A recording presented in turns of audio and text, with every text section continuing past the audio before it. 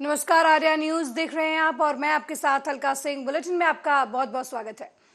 खबरों की शुरुआत करते हैं। देश भर में यूनिफॉर्म सिविल कोड को लेकर चर्चा तेज है। इसी बीच अब all India Muslim personal law board के तेलंगाना के प्रतिनिधिमंडल और धार्मिक संगठनों के प्रतिनिधियों ने तेलंगाना के मुख्यमंत्री केसीआर से सोमवार को मुलाकात की। इसी बैठक के दौरान सीएम केसीआर से समान नागरिकता संहिता का विरोध करने का आग्रह किया गया।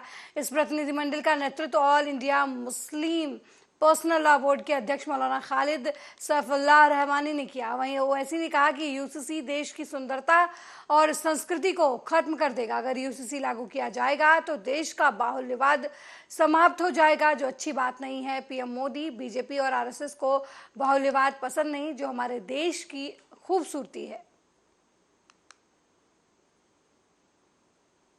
तेलंगाना के मुख्यमंत्री वज़ीर आला से हमारी मुलाकात हुई, जिसमें हम तमाम ने जनाब के चंद्रशेखर राव साहब से इस बात का मुतालबा किया, इस बात की गुजारिश की कि बीजेपी हुकूमत की तरफ से, नरेंद्र मोदी की सरकार की तरफ से जो यूसीसी लाने की बात की जा रही है, हमने तेलंगाना के मुख्यमंत्री और वज़ीर आला से ये कहा कि आप उसका अपोज करिए, उसकी मुखालिफत करिए। हमने चीफ मिनिस्टर को इस बात का याद दिलाया कि पिछले 10 साल से तेलंगाना स्टेट में उनकी सरकार है। स्टेट में पीस बहुत स्ट्रांग हुआ है, अमन मजबूत हुआ है। हमने चीफ मिनिस्टर को और बीआरएस के प्रेसिडेंट को ये भी बात याद दिलाई है कि पूरे मुल्क में अगर किसी असेंबली में CAA NPR NRC के खिलाफ एक रेजोल्यूशन पास हुआ था, वो तेलंगाना के असेंबली में सबसे पहले हुआ था। और हमने चीफ मिनिस्टर को अपने रिप्रेजेंटेशन में ये बात दिलाई कि जब CAA का रेजोल्यूशन तेलंगाना में असेंबली में पास हो रहा था, तो उस वक्त बीआरएस की हुकूमत ने, सरकार ने उस रेजोल्यूशन में प्लुरलिज्म और सेकुलरिज्म की बात की। तो हमने चीफ मिनिस्टर को ये बावर किया, ये इम्प्रेस किया कि यूसीसी हमारे देश के प्लुरलिज्म के लिए एक अच्छी बात नहीं है, सेकुलरिज्म के लिए अच्छी बात नहीं है। हमने चीफ मिनिस्टर से all India Muslim personal law board ने जो लॉ कमीशन को, जो all India Muslim personal law board ने एक नोट दिया है जो 74 पेजेस पर मुश्तमिल है, उसके इम्पोर्टेंट पॉइंट्स हमारे प्रेसिडेंट मौलाना खालिद सैफुल्लाह रहमानी साहब उनको बताए हैं कि कैसे बीजेपी यूसीसी के नाम पर इस मुल्क के प्लुरलिज्म और सेकुलरिज्म को कमज़ोर करना चाहती है। हमने बीआरएस के प्रेसिडेंट, वो तेलंगाना के चीफ मिनिस्टर को भी बताया कि सिर्फ ये मुस्लिम माइनॉरिटी का मसला नहीं, ये क्रिश्चियंस का भी मसला है। और भारत के प्रधानमंत्री को प्लुरलिज्म से एलर्जी है, वो प्लुरलिज्म को पसंद नहीं करते। हमने चीफ मिनिस्टर को के चंद्रशेखर राव को बताया कि भारत के प्रधानमंत्री बोलते कि एक घर में 2 कानून कैसे होगा। तो आज आप देखिए कि भारत के प्रधानमंत्री ने गलत कहा, मिसगाइड किया पूरे नेशन को। हमारे मुल्क में सीआरपीसी हर स्टेट में अलग है। हमारे मुल्क में 2 कानून है। अगर आप देखेंगे तो नागालैंड में सीआरपीसी का अभी तक इम्प्लीमेंटेशन नहीं हुआ। हमारे देश में अगर आप कोई बड़े बड़े मल्टीनेशनल कंपनीज है, उनका आर्बिट्रेशन की हमने सहूलत दी कि वो सिंगापुर जाकर आर्बिट्रेशन करा सकते। तो ये बात कहना प्रधानमंत्री का बिल्कुल गलत है। प्रधानमंत्री प्लुरलिज्म को पसंद नहीं करते। तो ट्राइबल का मसला है, सिर्फ नॉर्थ ईस्ट के ट्राइबल का नहीं है। अमित शाह अगर ये नागाज को बोल रहे हैं कि नहीं, हम ट्राइबल्स को लॉ कमीशन एक्सेप्ट करेगा, तो फिर छत्तीसगढ़ के ट्राइबल का क्या होगा, तेलंगाना के ट्राइबल का क्या होगा, झारखंड के वो टेनेंसी लॉज का क्या होगा, छत्तीसगढ़ के ट्राइबल्स का क्या होगा। तो ये भारत की खूबसूरती, उसका प्लुरलिज्म है, उसकी डाइवर्सिटी है, जो आरएसएस और बीजेपी को पसंद नहीं आती है। तो इसलिए हम सीएम से बात किए और चीफ मिनिस्टर ने साफ और वाज़े अल्फाज में, in clear cut terms, chief minister ने कहा कि बीआरएस पार्टी यूसीसी का अपोज करेगी। बल्कि चीफ मिनिस्टर आगे बढ़ के ये बात कहे हैं कि वो लाइक माइंडेड पार्टीज से भी बात करेंगे। हमसे भी कहा कि वो भी हम भी जाकर लाइक माइंडेड पार्टी से बात करें। मैं तेलंगाना के डेलीगेशन के बिहाफ पे तेलंगाना के सीएम का शुक्रिया अदा करता हूं कि उन्होंने इन नो क्लियर का बल्कि क्लियर कट उन्होंने कहा कि हम यूसीसी का अपोज करेंगे और देश में बहुत ज्यादा दूसरे मसाइल हैं और उन मसाइल पर बीजेपी नाकाम साबित हो रही है। वहीं भारतीय जनता पार्टी के अध्यक्ष जेपी नड्डा ने मोहब्बत की दुकान नारे को लेकर राहुल गांधी पर निशाना साधते हुए सोमवार को आरोप लगाया कि कांग्रेस नेता वास्तव में नफरत का मेगा मॉल चला रहे हैं। नड्डा ने गांधी और कांग्रेस के दूसरे नेताओं पर प्रधानमंत्री नरेंद्र मोदी के खिलाफ नफरत फैलाने का भी आरोप लगाया। नड्डा ने मोदी सरकार के 9 साल पूरे होने के बाद पंचमहाल जिले के गोधरा में एक रैली को संबोधित करते हुए विपक्षी दलों पर परिवार केंद्रित दलों में बदलने और आमजन के कल्याण की चिंता नहीं करने का आरोप लगाया। उन्होंने कहा कि मोदी जी को वैश्विक मंच पर जब भी सराहा जाता है तो कांग्रेस के लोग परेशान हो जाते हैं। हमारे प्रधानमंत्री का विरोध करने की कोशिश करने में कांग्रेस नेताओं ने हमारे देश का विरोध करना शुरू कर दिया। प्रजातंत्र खतरे में है। अरे तुम्हारे जैसे को सह रहे हैं, इससे ज्यादा प्रजातंत्र कितना मजबूत हो सकता है? आपके जैसे को हम सह रहे हैं जो देश की आधी आबादी को गाली देता हो, जिसको जेल से प्रताड़ना मिली हो, जिसको जेल से सजा सुनाई गई हो और जो जिस तरीके का शब्द बोलता और हाई कोर्ट और कोर्ट का ऑब्जर्वेशन है कि आपको रिस्पॉन्सिबली बिहेव करना चाहिए, ऐसे लोग जाके बोलते हैं कि डेमोक्रेसी खतरे में है। ये भूल जाते हैं कि तेरी ही दादी थी ना जिसने 1,50,000 लोगों को 19 महीने के लिए मीसा और डीआईआर में जेल में बंद किया था। किस मुंह से तुम डेमोक्रेसी की बात कर रहे हो? और कहां कर रहे हो? इंग्लैंड में, जिसने 200 साल हमारे ऊपर राज किया। ऐसे देशभक्त हैं, ये मोहब्बत की दुकान चला रहे हैं, ये नफरत का मेगा मॉल खोल के बैठे हैं। ये हमको समझना चाहिए।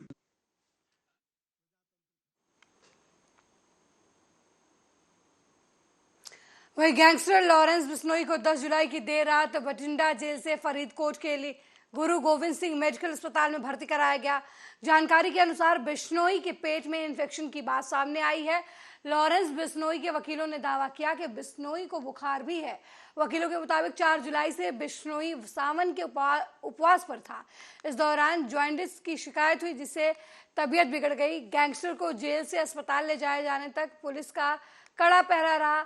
जानकारी के अनुसार अभी भी स्पेशल वार्ड में डॉक्टरों की निरीक्षण में इलाज चल रहा है। गैंगस्टर के वकीलों ने दावा किया कि लॉरेंस बिश्नोई को बीते कुछ दिनों से लगातार बुखार बना हुआ था। दवाई खाने के बावजूद भी कोई असर नहीं हुआ। इसी बीच उसे पेट में इन्फेक्शन हो गया शिकायत हो, और गैंगस्टर के वकीलों की माने तो उसे पीलिया भी हुआ है।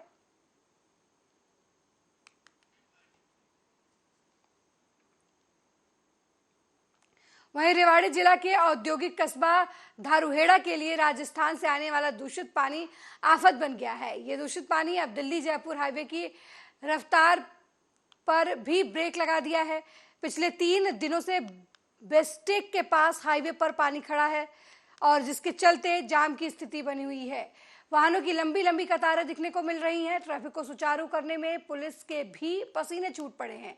इसी के चलते दूषित पानी के विरोध में धारूहेड़ा के मार्केट बंद रखी गई है और बड़ी संख्या में कस्बे के लोग तहसील परिसर के सामने धरने पर बैठ गए हैं। वहीं इस दौरान एसडीएम लोगों के बीच पहुंचे। नगर पालिका के चेयरमैन कंवर सिंह के नेतृत्व में धरने पर बैठे लोगों ने एसडीएम को ज्ञापन सौंपा।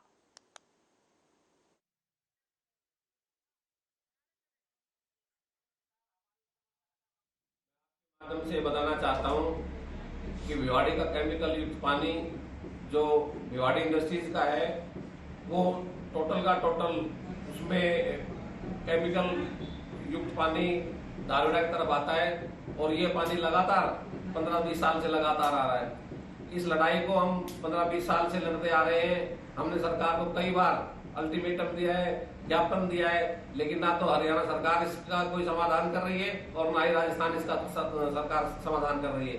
2015 में हमने एनजीटी में केस दायर किया था, उसका फैसला 2018 में एनजीटी ने दिया था, लेकिन उसके बावजूद भी राजस्थान सरकार ने इस पर कोई प्रतिबंध नहीं लगाया।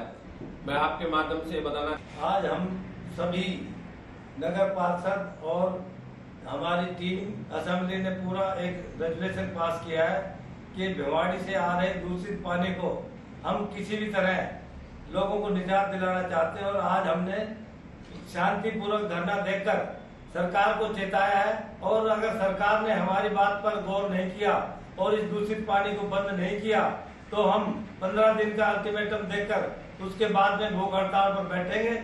और उसके आगे हमने अपना इस्तीफा भी लिखकर तैयार रखा है। हम अपना इस्तीफा भी सौंप देंगे सरकार को, पूरी असेंबली का जो त्याग पत्र देकर। नहीं, जो भी सरकार आएगी उसको ये पता लगेगा कि अगर हम काम नहीं करेंगे तो जनता हमारे खिलाफ हो जाएगी। आज धारणा वहीं रेवाड़ी जिले में पिछले 2 दिनों से भारी बरसात के चलते ऑरेंज अलर्ट जारी किया गया है, जबकि स्कूल कॉलेज बंद रखे गए हैं।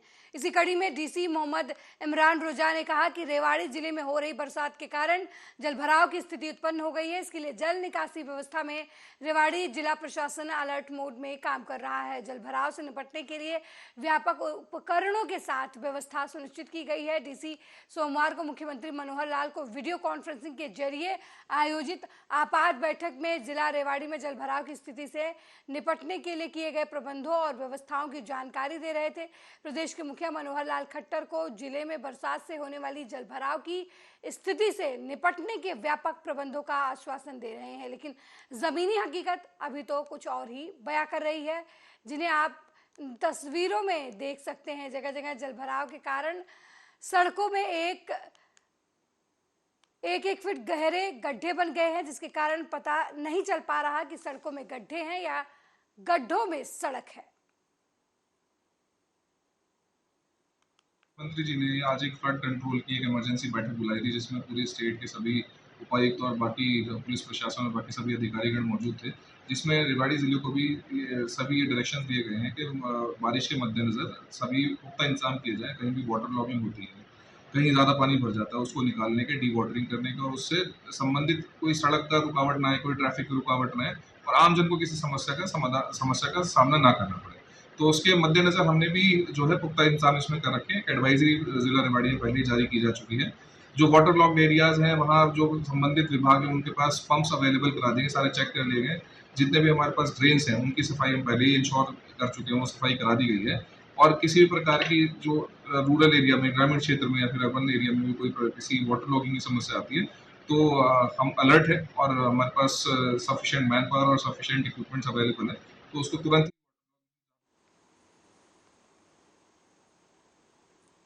वहीं सबराला में बारिश का पानी खेतों से लेकर घरों तक भर गया है। इन हालातों के बीच किसान नेता बलवीर सिंह राजेवाल बोंदली गांव में लोगों से मिलने पहुंचे। वहां के हालात देखकर राजेवाल ने पंजाब सरकार पर निशाना साधा। बाढ़ के आगे प्रशासन के हाथ खड़े होने की बात कहते हुए राजेवाल ने गांव के लोगों को एकता का सबूत दिखाने और खुद ही बाढ़ से निपटने के लिए आगे आने की अपील की। साथ ही फसलों के नुकसान को लेकर तुरंत गिरदावरी की मांग भी की।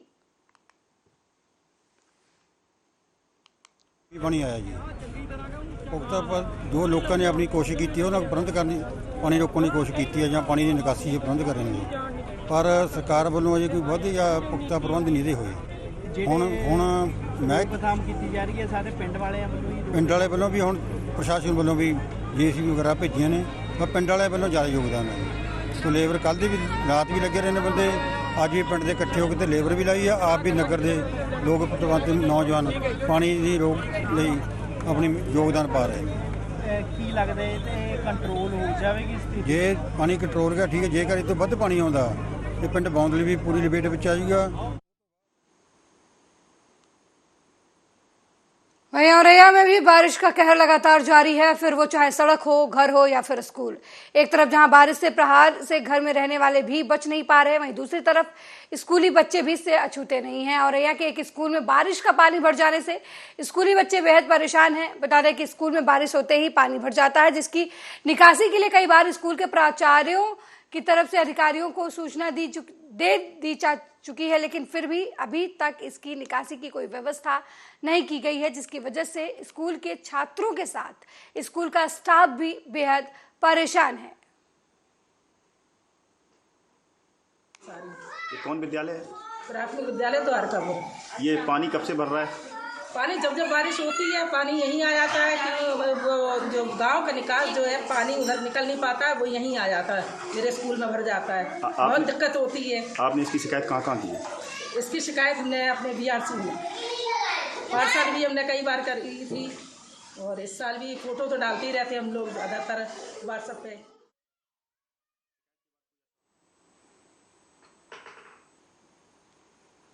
फिरोजाबाद में शिकोहाबाद नगरपालिका का बोर्ड गठन हुए कुछ ही समय हुआ है। नगरपालिका के सभासद भ्रष्टाचार के मुद्दे पर 25 सूत्रीय मांगों को लेकर धरने पर बैठ गए हैं। फिरोजाबाद जिले के शिकोहाबाद नगर में नगरपालिका का बोर्ड गठन को लेकर भ्रष्टाचार के मुद्दे को लेकर सभासद अनिश्चितकालीन धरने पर गए हैं। आपको बता दें कि नगरपालिका कार्यालय के गांधी पार्क में सभासदों ने प्रदर्शन शुरू किया है और धरने पर बैठे हैं। नगरपालिका में भयंकर भ्रष्टाचार व्याप्त है, बिना पैसा लिए कोई काम नहीं होता, ये सभासदों का आरोप है। सभासदगणों जो अभद्र भाषा का प्रयोग, अभद्रता होने के कारण आज सभी सभासद धरना प्रदर्शन पर बैठे हैं और जब तक अभद्र भाषा का प्रयोग करने वाले के खिलाफ बर्खास्तगी का लेटर हम लोगों को नहीं मिलेगा तब तक हम लोग अनशन खत्म करने वाले नहीं हैं। अगर ऐसा नहीं होता है तो हम माननीय मुख्यमंत्री जी के पास जाकर अपना इस्तीफा, सभी सभासद अपना इस्तीफा देंगे और बोर्ड भंग, नगरपालिका शिकोहाबाद की बोर्ड भंग करेंगे। ये SFI कानपुर देहात की नए मुख्य विकास अधिकारी IAS लक्ष्मी N ने आज कानपुर देहात के मुख्य विकास अधिकारी पद का पदभार ग्रहण करने के बाद पत्रकारों से मुलाकात की। इस दौरान उन्होंने कई बड़ी बातें कही, जहां उन्होंने विकास कार्यों को शासन की मंशा के अनुरूप तेजी से गुणवत्तापूर्ण तरीके से कराने की बात कही, वहीं दूसरी ओर लापरवाह अधिकारियों और कर्मचारियों को कड़ी चेतावनी भी दी। प्राथमिकताएं हैं विकास के संबंध में, वही विकास की हर योजनाओं को हर गांव के आखिरी व्यक्ति तक पहुंचाना और जिले की जितने भी अधिकारी हैं और जिले के विकास के काम में लगे रहें और कहीं भी किसी भी तरह की लापरवाही अगर सामने आती है तो उस अधिकारी के खिलाफ कड़ी कार्रवाई की जाएगी। जन समस्याएं काफ़ी देखने को मिलती, इसको लेकर के आपकी तरफ से क्या गाइडलाइंस जो है जिम्मेदारों को दी है? जन समस्याएं जैसे जैसे हमारे सामने आती है उसकी जांच की जाएगी नियमित तरीके से। और वहीं रायबरेली में रात के समय पुलिस गश्त कर रही थी, उस वक्त पोल खुल गई कि भैंस चोरी कर रहे लोडर का ग्रामीण कई किलोमीटर तक पीछा करते रहे और रास्ते में एक भी पिकेट नहीं मिली। चोरों के हौसले कितने बुलंद है इसका अंदाजा इस बात से लगाया जा सकता है कि पीछा कर रहे कार को चोरों की लोडर ने टक्कर मारकर क्षतिग्रस्त कर दिया। इस दौरान चोर फायरिंग भी करते रहे। ग्रामीणों के हौसले तभी पस्त नहीं हुए तो चोर लोडर छोड़कर फरार हो गए। हालांकि ग्रामीणों ने एक को पकड़ लिया। मामला सरेनी थाना इलाके के बोनीमाधवगंज का बताया जा रहा है। बैठे हुए थे 4-5 लोग और उधर से बेनीमाधवगंज तरफ से इतनी तेज रफ्तार में लोडर आ रही थी तो पीछे हमने देखा कि उधर 3-4 लोग बैठे हुए और भैंसें थी और उसको छिपाने लगे। जब छिपाने लगे तो उसी शंका के दायरे पे हम लोगों ने उसका पीछा किया। हमारे पास कार थी, वहां से जाने के बाद आपको क्या लगा? हमको शंका लगा कि ये चोरी करके ले जा रहे हैं तो इसलिए हमने उनका पीछा किया। जैसे पीछा किया इतनी स्पीड में जा रहे थे कि वो बैगिया सराय से मुड़े कनकापुर की तरफ। हम लोग उनका पीछा करते रहे, साइड नहीं दिया उन्होंने। जब हाईवे पर हम पहुंचे तो उनसे आगे निकले। जब उनसे आगे निकले तो ये मुड़ गए चौरैया की तरफ। जब चौरैया की तरफ आगे आए तो आगे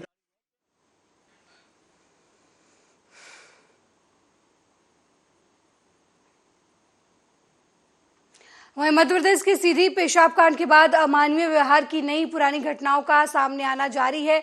इसी कड़ी में उत्तर प्रदेश का एक वीडियो वायरल हो रहा है। इसमें एक शख्स ने चप्पल पर थूक चटवाया जा रहा है। वीडियो बनाने वाला शख्स अपनी चप्पल को उल्टा करके उस पर पहले थूकता है, फिर सामने बैठे दूसरे व्यक्ति से उसे चाटने के लिए कहता है। घटना यूपी के मिर्जापुर की बताई जा रही है। पुलिस ने बताया कि वीडियो पुराना है और इस मामले में एक्शन लिया जा चुका है।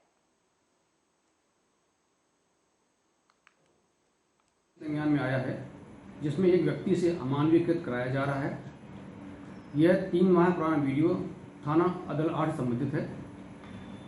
3 माह पहले ही पीड़ित दिलीप कुमार मिश्रा की तहरीर पर मुकदमा पंजीकृत करते हुए अभियुक्त सनोज कुमार कनौजिया को जेल भेजा गया था। इस प्रकरण में विधिक कार्रवाई प्रचलित है। मौके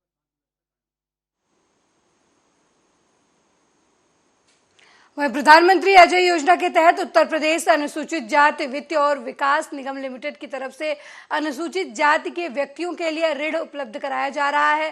मुरादाबाद जिला समाज कल्याण अधिकारी शैलेंद्र कुमार गौतम ने बताया कि इस योजना के तहत अनुसूचित जाति का एक व्यक्ति किसी भी कार्य के लिए समूह बनाकर कर्ज ले सकता है। कम से कम 5 व्यक्तियों का समूह होना जरूरी है। सरकार की इस जन कल्याणकारी योजना के तहत हर व्यक्ति को 50,000 की छूट दी जा सकती है। के लिए अनुसूचित जाति वित्त विकास निगम द्वारा जो प्रत्येक जिले में समाज कल्याण की एक अनुषंगी शाखा है उसके द्वारा चलाया जाता है। वर्तमान समय में जो स्वतः रोजगार योजना थी उसको अब पीएम अजय के नाम में परिवर्तित करते हुए यह क्लस्टर के रूप में, समूह के रूप में या समिति बना करके ये योजना दिए जाने का प्रावधान है। इसमें समूह जो है कम से कम 5 लोगों का होना चाहिए। इसमें प्रत्येक व्यक्ति को 50,000 रुपये तक का छूट भी दिया जाता है। इसमें जो समूह लोन है, समूह लोन में एक ही कार्य को एक ही स्थान पे किया जाता है। क्लस्टर लोन में एक ही कार्य को अलग अलग स्थानों पे किया जा सकता है। साथ ही समिति जो है इसको रजिस्ट्रेशन करा करके पूरे जनपद में यह कार्य कर सकती है।